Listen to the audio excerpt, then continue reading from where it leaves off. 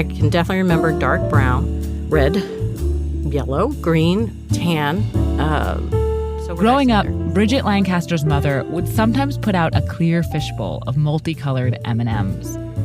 Bridget, who's the host of the podcast Proof from America's Test Kitchen, didn't have a favorite color, but she had a least favorite one. I probably separated them out and gave them to somebody else, the tan M&Ms. You set aside your tan for somebody else to eat because you didn't want them. Yeah.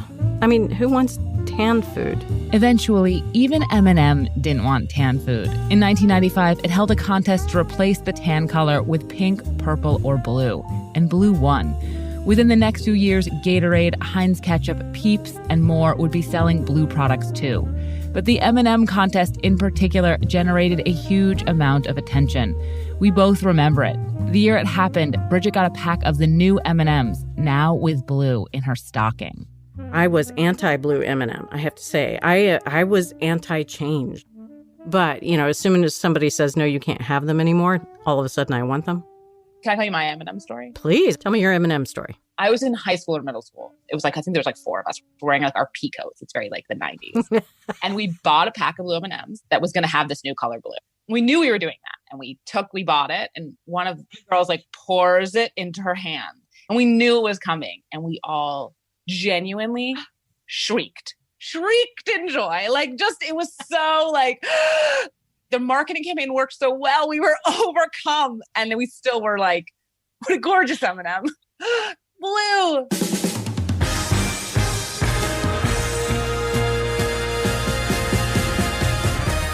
This is Decoder Ring, a show about cracking cultural mysteries. I'm Willa Paskin. These days, blue food is all over the snack aisle, but that wasn't always the case. For the world's most popular color, for a color that can claim the sea and the sky, it took its time becoming a junk food and beverage staple. Its slow stroll to the supermarket involves color theory, mid-century misinformation, electric blue food dye, and a make-believe flavor. In today's episode, in collaboration with the podcast Proof from America's Test Kitchen, we're going to tell 2 stories that together explain why it took so long for blue food to become a market commonplace. The first is about a blue food that we have come to love, and the second is about a blue food that we still think we don't. So today, on Decoder Ring, what took blue food so long to catch on?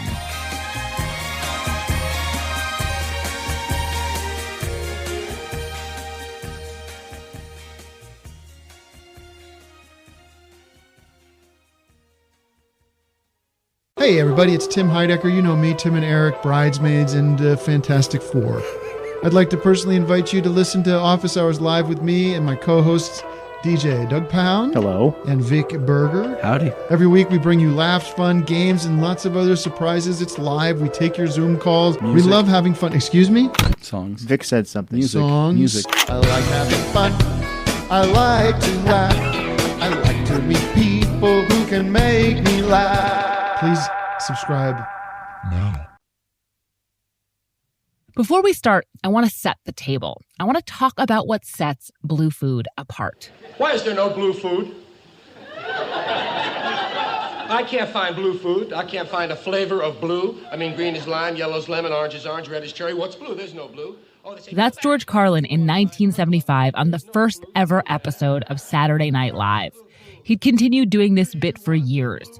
It doesn't really work for me as comedy, but it does get to the fundamental thing about blue food. It barely exists in nature. Nope, not even in blueberries. Oh, they say blueberries? Blue on the vine, purple on the plate. There's no blue food, man. Where is the blue food? We want the blue food. Most of the blue we see is a reflection or an iridescence. It's blue because of how the light bounces off of something, rather than a pigment inherent in the thing itself.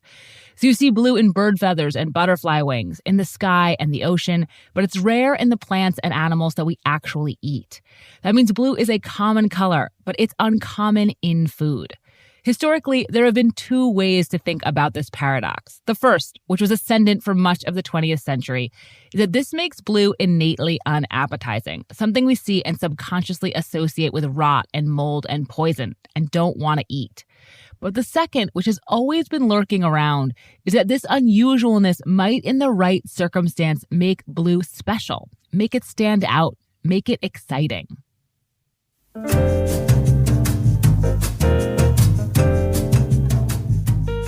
The most concrete evidence in support of the first school of thought, the blue is an absolute non-starter school, is a well-known study from the early 1970s. Imagine you're in a windowless room, a clinical setting. It's not unusual in any way except that the lighting is low. And there's about a half dozen people in there who have agreed to participate in this focus group. Joel Tannenbaum is a history professor at Community College of Philadelphia, and I think it's safe to say the world's leading expert on this experiment. And everyone who's participating in the experiment is given a plate of food. And the plates are all identical. They have steak, peas, and some kind of fried potatoes on them. So at around the 15-minute mark, everything's going well. All of a sudden, normal overhead lighting is restored. This allows everyone to see their food much more clearly. And they look down and they see that the steak that they've been eating is bright blue. The peas are kind of a blood red, and the potatoes are green. Someone gets sick. Someone gets angry. Maybe someone, throws a plate or some cutlery at the wall. Bottom line is that people are reacting to this surprise appearance of their food with extreme displeasure. This study, which first appeared in 1973, has been cited everywhere in academic papers and journals, The Atlantic, The Guardian, The New York Times, NPR, just about every lay story about how color affects our sense of taste. And it's also widely known among food professionals. And it seems to suggest, among other things, that there's something powerfully off about blue food. We're going to return to this study in the second half of the episode. But before that, we're going to consider the best evidence in support of the other side of the blue paradox, in support of Team Blue food can be appealing, saleable, and fun. We're going to look at blue raspberry. Kool-Aid Jammers with 10% real fruit juice and vitamin C. Now with new blue raspberry. Blue raspberry is the electric blue, very sweet flavor you can find in Slurpees, ices, popsicles, sports drinks, gummies, lollipops, licorice, syrups, sucking candies, and more. It is particularly beloved by children, not simply for its taste, but for the way it stains your tongue a vibrant, almost lurid shade of blue. Though the internet will tell you there is a real blue raspberry, the white bark raspberry, this not-so-common varietal is even less blue than a blueberry, which, as previously mentioned, is in fact a ruddy purple. So, our first story. How did blue and raspberry, two things with no connection in nature, become one flavor?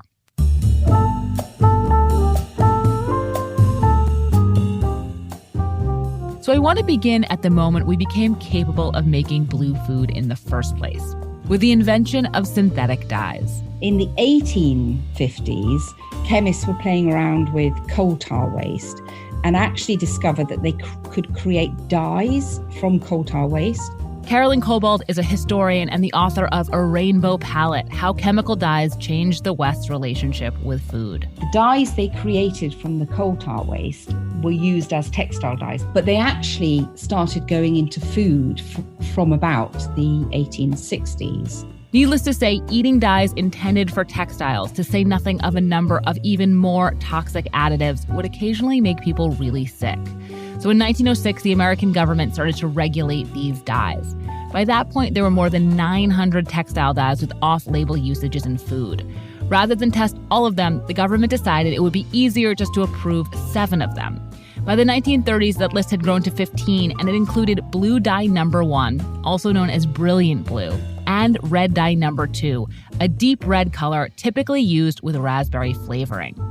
The standard story of blue raspberry's origin is all tied up with these 2 dyes. There was big concern in the 1950s about one of the red dyes. So at that point, people thought, oh, what are we gonna dye our raspberry sherbety ice cream with?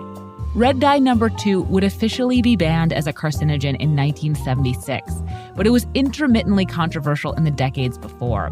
The story goes that during one of those moments of controversy in the late 1950s, the carnival supplier Gold Medal, based in Cincinnati, which invented the first reliable cotton candy machine in 1949, decided to stop using red dye number 2. But it still had all this raspberry flavoring, which it paired with blue dye number 1 instead, creating what a trade publication at the time referred to as a new blue raspberry flavor for snow cones and cotton candy. At this point, blue cotton candy, called blue raspberry, joined pink vanilla as the default cotton candy shade and flavor. But it wasn't until the 1970s, when red dye number 2 became really controversial, that 2 frozen treat companies, Icy and Otter Pops, started making blue raspberry treats themselves. And that's when the flavor really went mainstream. In this version of the story, blue raspberry is a solution to a problem. These companies have all this raspberry flavoring and nothing to pair it with, so they turn raspberries blue. It's blue as a last resort. But what if it was more than that? It's time to reboot your credit card with Apple Card. You work hard for your money, so you should be able to spend it on the things you actually want. With Apple Card, you can kiss fees goodbye. There aren't and never will be any annual foreign transaction late or over the limit fees, not even hidden ones. Apply now in the Wallet app on iPhone and start using it right away. Subject to credit approval. Late or missed payments will result in additional interest accumulating toward your balance. Variable APRs for Apple Card range from 15.49% to 26.49% based on credit worthiness. Rates as of March 1st, 2023. Hey Prime members, did you know you could be listening to this episode and all episodes of Decoder Ring ad-free? Avoid the ads and start listening today by downloading the Amazon Music app. The story about blue raspberry that I had heard for a gazillion years was that it had to do with red number 2 being pulled from the market. Nadia Berenstein is a flavor historian, and when she started digging into where blue raspberry comes from, she came across a couple of relevant things. The first is that very quickly, like back in the 1890s, when refined sugar production made rainbow-hued penny candies a commonplace, manufacturers understood that brightly colored foods were especially appealing to children, even if they had no specific flavor. The color alone was a draw. By the 1920s, this knowledge was showing up in beverage trade journals, where Nadia found an article noting that at fairs and carnivals, kids were much more likely to buy a fuchsia-colored lemonade than a regular one, even when the taste was the same. By the 1950s, as major corporations were starting to target different portions of the market, there's all this lay evidence that a bright color like blue might actually help a product stand out, especially to kids. And that seems to be where blue raspberry really started, as a way to make a treat stand out during the post-war ice cream boom. The earliest blue raspberry flavored things start appearing in the early 1950s, and they're usually ice creams. There's an increasing number of frozen delicious things to eat, and people have freezers so they can buy ice cream at stores and bring them home, right? So there's just more competition in that space. In a newly jammed freezer aisle, blue is gonna pop. By 1955, the Popsicle Corporation, the company that has a trademark for that name, was advertising a new blue raspberry double pop popsicle, a few years before it started showing up in cotton candy and snow cones. But there was another thing inspiring blue raspberry as well. The 4th of July. I think that the desire to make red, white, and blue frozen ice cream desserts is a thing that kind of births blue raspberry. The first ads that Nadia has seen that mention blue raspberry are for tri-colored patriotic treats in red, white, and blue, where the blue is blue raspberry. You can still buy patriotic-themed ice cream concoctions like this. This past summer, I got a July 4th-themed carton with vanilla for white, some kind of strawberry swirl for red, and for the blue, of course, blueberry chip.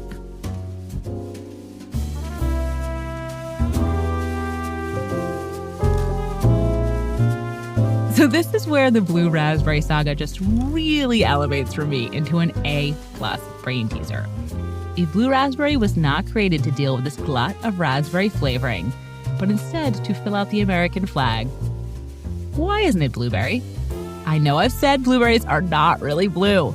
And sure, there's some poetic justice in blue, which does not naturally exist in fruit, being so closely associated with a totally made-up fruit. But come on, why not blueberry? I love this story because it's so counterintuitive. Why wouldn't you pick blueberry? It's right there. Right. Yeah, that's the other thing. Blueberry also has this crazy story. I mean, or I think it's crazy because blueberry seems like such a standard fruit now. But not so long ago, really. They were an odd fruit. Wild blueberries are native to North America, and they grow robustly in the Pacific Northwest and all along the eastern seaboard. But they proved very difficult to cultivate. It wasn't until the 1910s and 20s that they were domesticated. There were wild blueberries in places like Maine that you could get locally or regionally, but it wasn't a fruit that people around the U.S., much less around the world, were familiar with. In 1939, Americans were eating about 20 million pounds of blueberries, most of them wild, half canned or frozen, which sounds like a lot until you learn that at the same time we were producing 400 million pounds of table grapes and 46 million pounds of figs. Dried figs were twice as popular as blueberries. Kills me. And by 1961, our blueberry intake had only gone up to around 24 million pounds. Today, we're at 660 million pounds. It's not like blueberries were unknown. Blueberry pie was popular. There was the 1946 children's book Blueberries for Sal, which is all about hunting wild blueberries. In 1964, Roald Dahl's Charlie and the Chocolate Factory included a character who turns into a blueberry. And there was also Fats Domino's 1940 song Blueberry Hill, which was covered by Elvis, Celine Dion, Louis Armstrong, and Led Zeppelin, among others. I found my thrill on Blueberry Hill. But basically into the 1950s, blueberries were not even figs. There was just whole swaths of the country where using a raspberry to connote blue instead of a blueberry would not have been the affront to common sense that it is today. By 1980, though, the world was starting to look more familiar, blueberry-wise. That year, Jelly Belly, a company that had existed since 1898, finally developed its very first blueberry-flavored jelly bean when they needed a blue-colored bean to include in a red, white, and blue display for Ronald Reagan's inauguration. Still, all these years later, blueberry remains a relatively rare candy flavor. It's not nearly as common as artificially flavored grape, cherry, strawberry, or even blue raspberry. You can get blue raspberry Jolly Ranchers, for example, but not blueberry ones. I find it difficult to even conjure up its taste compared to these other artificial flavors. It's like the space that a blueberry candy should be. It's not there because blue raspberry is there instead. All of this suggests that the blue food debate should have been over in the 1970s, when blue raspberry became a best-selling freezer pop flavor. But oddly, that wasn't enough to put blue over the top. It would take another 25 years for blue to get out of the freezer section. And the reason why is where we're going next. So for the second story in this episode, we're going to look at what blue raspberry was up against, a deep-seated skepticism about blue food, one you can see expressed in that blue steak experiment I mentioned earlier in the show. The steak that they've been eating is bright blue. The peas are kind of a blood red, and the potatoes are green. Someone gets sick. Someone gets angry. Joel Tannenbaum, the professor at Community College of Philadelphia, has become totally fascinated by this study. He first read about it in the early 2000s, and he never forgot it. He's not the only one. The blue steak thing where there was kind of some sort of color manipulation going on. I've heard this story for a long, long time. That's Bridget Lancaster, the host of Proof Again. She's worked in food for many years, including at the magazine Cooks Illustrated back in the 1990s, which is where she thinks she first heard about this study. I had brought in my Fiestaware plates just so we could have some sort of colored assortment of options for food styling. And I had this still have this cobalt blue Fiesta, which is beautiful. And I gladly eat food off of it. But that has to be where the conversation started because people were saying no blue plates in pictures.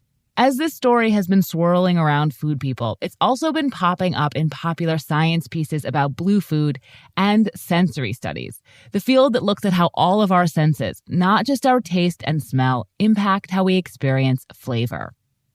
Sensory studies is why Joel Tannenbaum was interested in the study too. He'd been teaching a food history course for a few years when he decided to put together a survey text based on what he'd been teaching. And early on, I was working on a chapter about sensory studies, and I remembered this story that I had heard years ago and had, referred to passingly in lectures about this crazy experiment where they dyed food blue.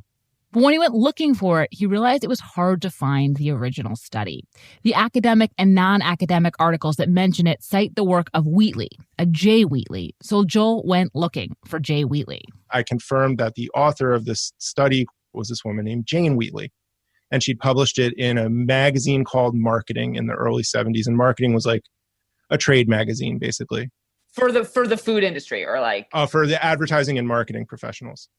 Jane Wheatley has gone on to have a long career in journalism. But in 1973, she was just an editorial assistant, the most junior title at a magazine. The piece she wrote, a cover story, was titled Putting Color into Marketing. I had to get a friend of mine who's at a university in the UK to check this thing out of the British Library in their reading room, scan it for me, send it to me. But I finally got my hands on this article, on a PDF of this article, and I was so excited. And when I finally got to it, the whole recount of the experiment was in the passive voice, and it wasn't attributed. It's the strangest thing. It's just sort of an anecdote. In other words, the blue steak study. It doesn't seem like it really happened.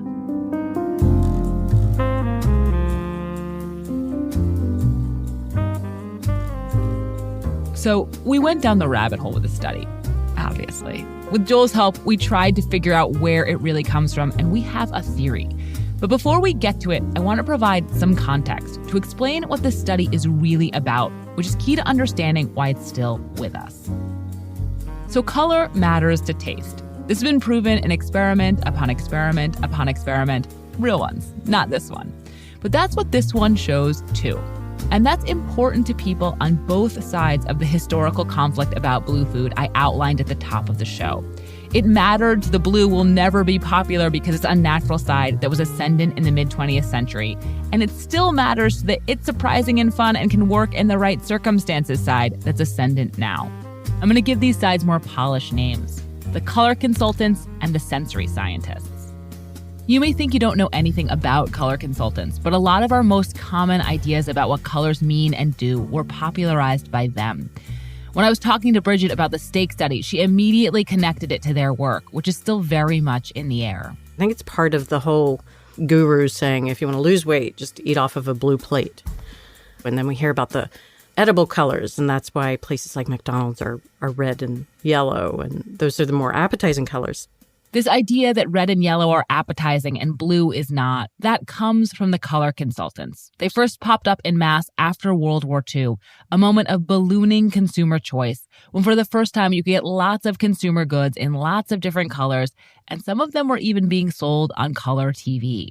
Corporations and advertisers needed guidance on this brave new world of color, and a cohort of psychologists, scientists, engineers, and marketers sprung up to advise them. Their recommendations weren't based on a lot of hard science, but they were framed scientifically and authoritatively. They would assert that colors had fundamental qualities and apply them to commercial contexts. So blue was associated with distinction and cold. It could be sleep-inducing and sometimes depressing. But it was also thought to be well used in freezer aisles, in the packaging for red foods, and as the text on a yellow label. They were solving for color, but the solution wasn't simple. For blue, the cold thing was a particularly big deal. The color consultants were really influenced by color theory and took to the idea of the warm colors, red and yellow, fiery and sun-like, and the cold ones, icy blue. In the context of food, this was connected to appetite. The warm colors were appetizing, while the cold ones were not. This actually might explain why blue first popped up in the freezer aisle, the right place for a cold color, and also why its success there didn't immediately prompt other kinds of blue food. It was the exception that proved the rule. Blue belonged in the cold. These ideas about color and appetite are still in circulation, so needless to say, they were really in circulation in the 1970s, right around when the blue steak study was first published. Go back to the 60s and 70s, and the sort of marketeers and the cultural commentators were all suggesting that you'd never be able to sell a blue drink or a blue food. People just wouldn't buy it. Charles Spence is a prolific gastrophysicist and the head of the Cross-Modal Research Laboratory at Oxford University. He does sensory studies, which, unlike color consulting, are scientific, based in experimentation and data. One of his most famous studies showed that the sound of a potato chip, the quality of the crunch when you bite into it, affects how good people think that they are. Another found that having a black or white coffee mug changes how intense and how sweet the drinker finds their coffee. Spence has done a lot of work with blue and companies developing blue products, and he thinks that in the right circumstances, blue food can work really well, set the product apart, and work outside a taster's expectations. But even he likes the blue steak story. You could take it as perhaps one of the most powerful examples of the visual appearance of food and what it can do to us. Spence has cited it in a number of his academic papers. He shot a pilot for a TV show where they riffed on it by serving blue sushi, which he says no one wanted to eat. And in the mid-2000s, at a conference at Oxford, he put together a blue dinner for about 50 people where they played Miles Davis's Kind of Blue and served blue chicken and bread.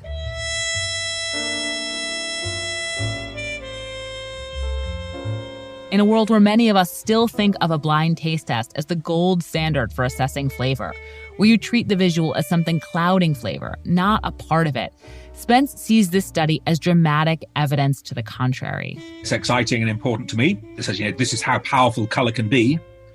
And to my colleagues in the world of flavor, perception, and food who say, well, what you see isn't part of flavor. I can't believe that changing the color of something would change the taste. Well, how about this as an example? For Spence and most of the people who cite the study, the germane thing about it isn't the blue, though that may be the most distinctive detail. The steak could be purple or green or any color steak isn't naturally, and it would make the point they care about. Color impacts flavor. And actually, the steak has been a lot of other colors in the stories and studies that got blended together to make this one. We think. Let's dive in.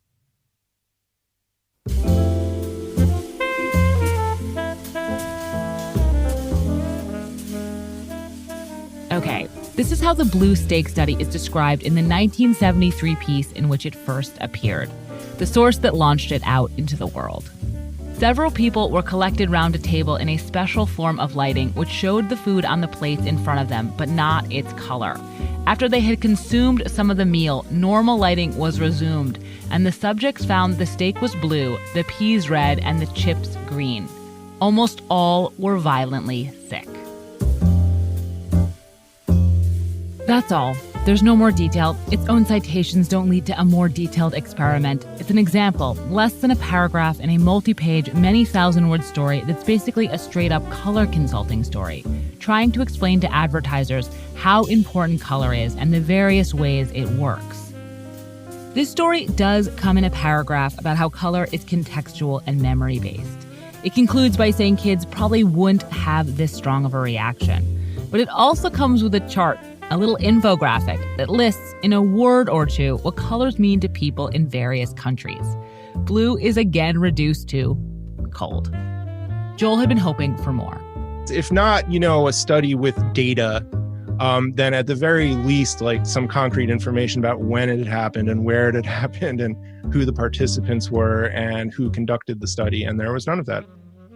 Joel tracked down the author, but she didn't remember much about it. It was almost 50 years ago, and it's just a couple-sentence anecdote in a piece that's about something else. But Joel kept digging around. He talked to a lot of people, and he eventually wrote about all of it for Gastronomica. The piece, called Blue Steak, Red Peas, argues, among other things, that one of the reasons this study has proved so sticky is because it taps into our anxieties about shady food manufacturers and synthetic additives, which I think there's something to. Anyway, that's how he got in touch with the podcast Proof, who put him in touch with us. And we did some more digging, to the point that we now have a very provisional working theory of where the blue steak story comes from. We think it's 3 other stories mixed together. The first one is about an early type of sensory study.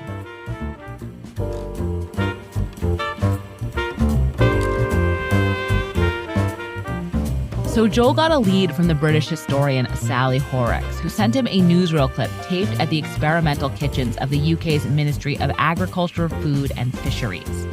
In it, you can see women serving food to subjects who are sitting at little cubicles that have gel lights above them. When switched on, they turn all the food beneath them, various bowls of grayish soup, red or green, depending on the filter. So there's footage at the end of it of this guy being served a tray of what looks like airline food or hospital food, some kind of institutional food. And then someone changes the light above him and he kind of puts his fork down.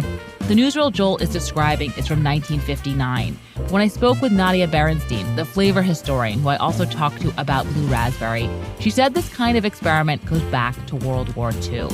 That's when the American armed forces were some of the first people in the world to live on a diet of largely processed food. To figure out how to make that food appetizing, the Army assembled a number of food scientists and psychologists and engineers to do experiments on flavor, often done in deodorized, pressurized cubicles under lights to isolate the subject's sense of taste. Nadia Berenstein again. So sometimes tasters will be doing this work under like red lights, kind of like in a dark room, so that everything looks gray, so that color differences will be extinguished.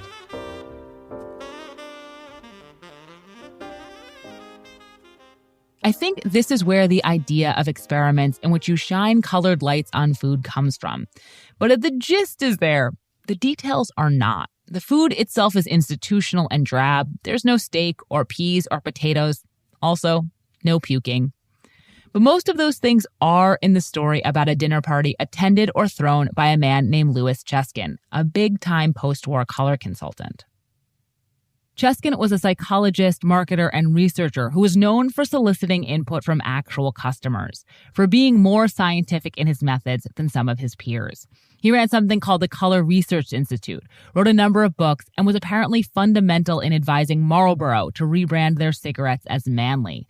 He also told McDonald's to keep their golden arches for their Freudian implications. He called the arches Mother McDonald's breasts. One night, after following a citation from a paper about food color, I was looking through the text of one of Cheskin's books, Colors, What They Can Do for You, which was published in 1947, 23 years before Wheatley's article came out. While skimming through it, I came across this story.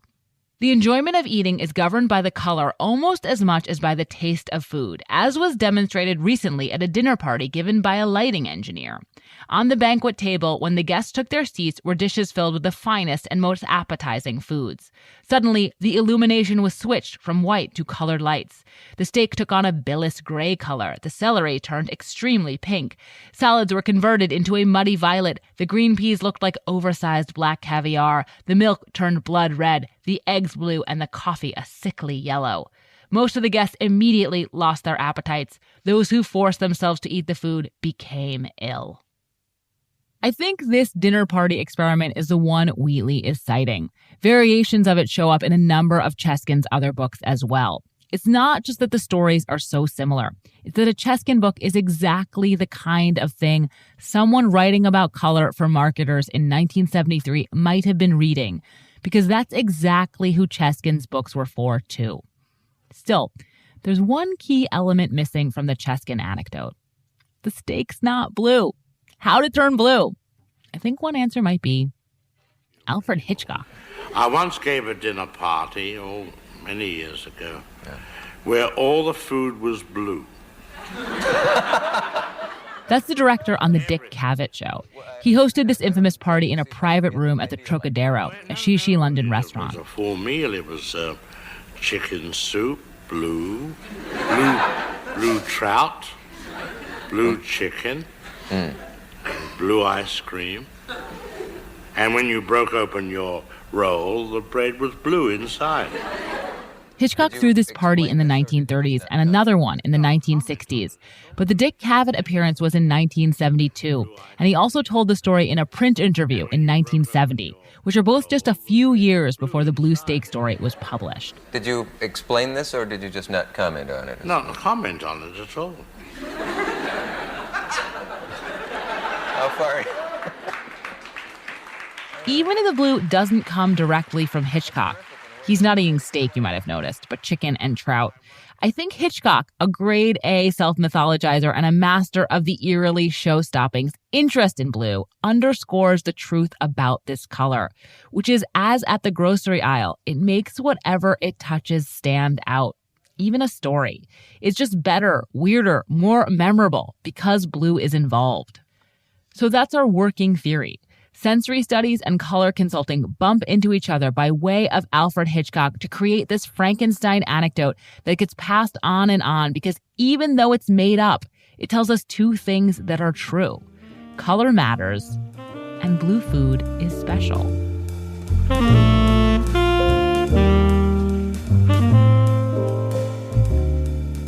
So to return to where we started, why did it take so long for blue food to catch on? I think mid-century skepticism and blue raspberry jockeyed for way longer than it seems like they should have, until blue's potential as an attention-grabbing novelty finally exceeded concerns that it might be off-putting. In the 1990s and aughts, blue jumped out of the freezer, and there was an explosion of the color, with M&M, Kool-Aid, Gatorade, and eventually even Heinz ketchup going blue, in Heinz cases along with a host of other shades. We haven't looked back since. But it's not as though we know for sure now that people like blue food. There's been a number of studies that show it can be off-putting. It really is still mostly a sweet for kids, and we're nowhere near eating blue steak. It's still weird. It's just that manufacturers and marketers have a greater understanding of how blue's unusualness can be worked to a product's advantage. That's another way to think about blue's slow creep into stores, as tracing food companies' growing awareness that Americans are more willing to try new things than they once thought. The gag of surprise and the thrill of victory, they just might be one bright blue tongue apart.